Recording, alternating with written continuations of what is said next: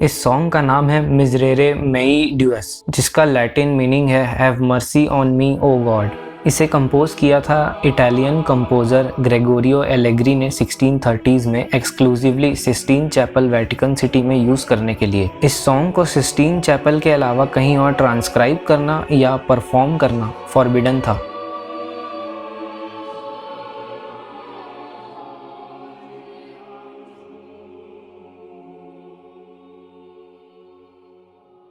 1770 में 14 year old Wolfgang Mozart रोम घूमने आए थे। इन्होंने सिस्टीन चैपल में परफॉर्मेंस भी अटेंड की और उस परफॉर्मेंस से ये इतने इम्प्रेस हुए कि घर वापस आकर इन्होंने इस सॉन्ग को खुद से ट्रांसक्राइब किया। इस 15 मिनट के सॉन्ग को सिर्फ अपनी मेमोरी से ट्रांसक्राइब किया। कुछ टाइम बाद ये वापस गए माइनर करेक्शंस के लिए। उसके बाद 3 महीने के अंदर ही ये फेमस हो गए इस सॉन्ग को फ्लॉलेसली ट्रांसक्राइब करने के लिए। पर मोजार्ट को कभी पनिश नहीं किया गया इस सॉन्ग की कॉपी बनाने के लिए, बल्कि पोप ने खुद इन्हें बुलाया और इस वर्क के लिए प्रेज किया और chivalric order of the golden spur award भी दिया।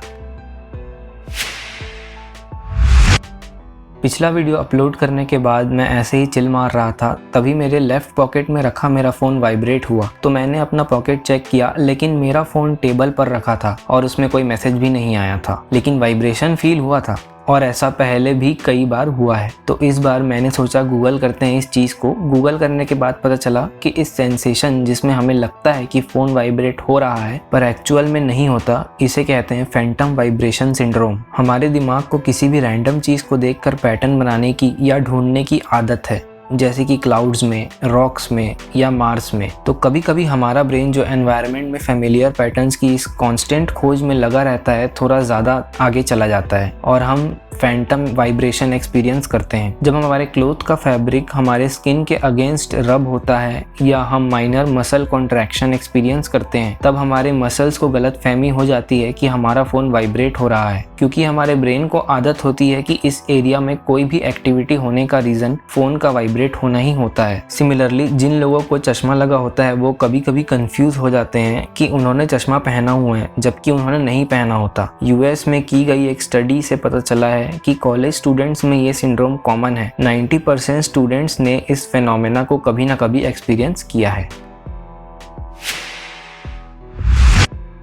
1969 में पहली बार इंफॉर्मेशन ट्रांसमिट की गई थी आर्पानेट में, जिसे अब हम इंटरनेट के नाम से जानते हैं। वो थी लॉगिन। पर जैसे ही L&O सेंड हुआ वैसे ही रिसीविंग सिस्टम क्रैश हो गया, तो सिस्टम फिर से स्टार्ट हुआ, जिसकी वजह से उनको फिर से पूरा प्रोसेस करना पड़ा और लॉगिन मैसेज फिर से भेजा गया। उस टाइम एक बार में एक ही लेटर भेजा गया था, जिसका मतलब इंटरनेट में सबसे पहला मैसेज जो सेंड किया गया था वो था LOL। आजकल हम लोगों में या हमारे आसपास के लोगों में डिसऑर्डर कॉमन हो गया है। जरूरी नहीं है कि कोई मेजर डिसऑर्डर ही हो, माइनर डिसऑर्डर को भी काउंट किया जाता है। ऐसा ही एक माइनर डिसऑर्डर है मिसोफोनिया, जिसका डेफिनेशन है a strong reaction to specific sounds. कभी कभी छोटी छोटी आवाजें भी हमारा दिमाग खराब करने के लिए काफी होती है, जैसे कि फैन की आवाज, मच्छर के हमारे कान में भिनभिनाने की आवाज, किसी के खर्राटे लेने की आवाज या घड़ी के कांटे की आवाज। तो इन सब आवाजों को सुनकर कभी कभी इंसान फ्रस्ट्रेट हो जाता है। इन सब में कॉमन होता है कि ये रेपिटेटिव होती हैं, बार बार होती हैं। इसकी स्टडी से भी कुछ ज़्यादा पता नहीं चल पाया है, लेकिन शायद ये हमारे ब्रेन के साउंड को फिल्टर करने के एबिलिटी पर डिपेंड करता है।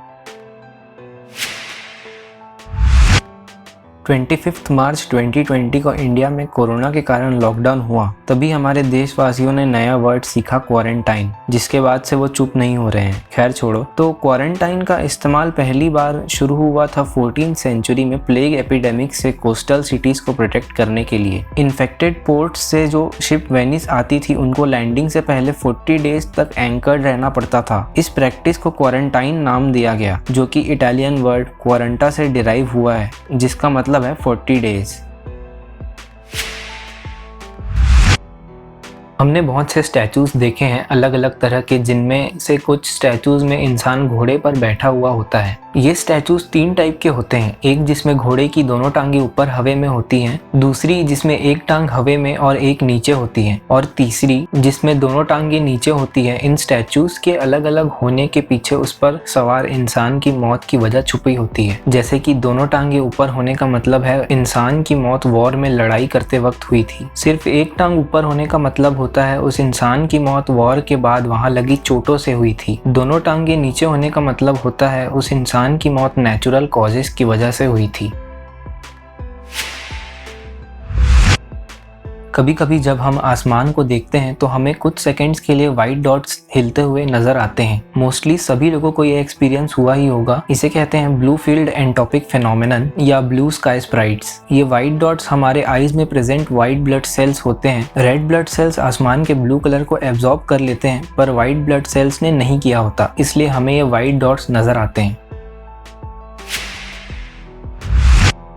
1998 में फुटबॉल मैच खेला जा रहा था कॉन्गो में, लेकिन मैच के बीच में ही स्टेडियम में बिजली गिर गई। फुटबॉल मैच के बीच में बिजली गिरना कॉमन तो नहीं है, पर यह काफी यूनिक था क्योंकि बिजली गिरने की वजह से फील्ड में प्रेजेंट जितने भी प्लेयर्स थे उनमें से आधे प्लेयर्स की मौत हो गई। पर अजीब बात यह है कि जिन प्लेयर्स की मौत हुई वो एक ही टीम के थे और उनकी टीम विजिटिंग टीम थी। दूसरी टीम के एक भी प्लेयर को कुछ भी नहीं हुआ। वहाँ के लोकल्स का कहना था कि वहाँ ब्लैक मैजिक जैसी चीजें होती है। जब बिजली गिरी तब दोनों ही टीम्स का स्कोर भी 1-1 था।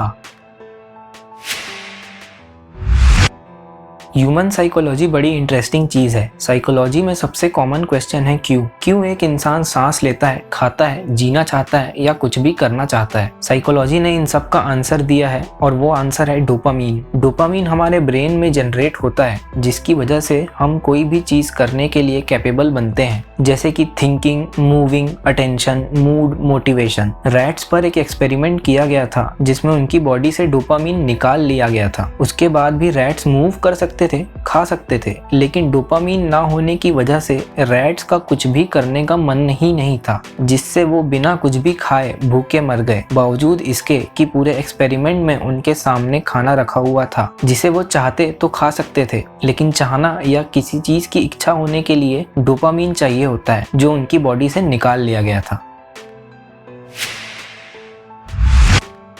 क्या होगा अभी से लेकर 8.4 मिलियन ईयर्स बाद? हो सकता है हम सबसे एडवांस्ड सिविलाइजेशन बन जाए, हो सकता है ह्यूमन लाइफ तब तक एक्सटिंक्ट हो जाए या हमें कोई और इंटेलिजेंट लाइफ रिप्लेस कर जाए। ये बताना तो मुश्किल है, पर ये जरूर बता सकता हूँ कि 8.4 मिलियन ईयर्स बाद लेजियोस 1 नाम का टाइनी सैटेलाइट अर्थ पर क्रैश लैंड करेगा। इसमें प्रेजेंट है प्लेक जिसे कार्ल सेगन ने डिजाइन किया है। इस प्लेक में इंफॉर्मेशन है कि कब और कहाँ ये सैटेलाइट लॉन्च किया गया था। इसमें नंबर 1 to 10 बाइनरी में भी लिखा हुआ है और इसमें इमेजेस हैं 268 मिलियन ईयर्स पहले के कॉन्टिनेंट्स के अरेंजमेंट के, प्रेजेंट अरेंजमेंट के और 8.4 मिलियन ईयर्स बाद के एस्टिमेटेड अरेंजमेंट के। सोचो अगर अभी ऐसा कोई सैटेलाइट अर्थ पर क्रैश लैंड करता है जिसमें इंफॉर्मेशन हो ह्यूमन लाइफ से पहले प्रेजेंट किसी इंटेलिजेंट लाइफ के बारे में, तो क्या होगा।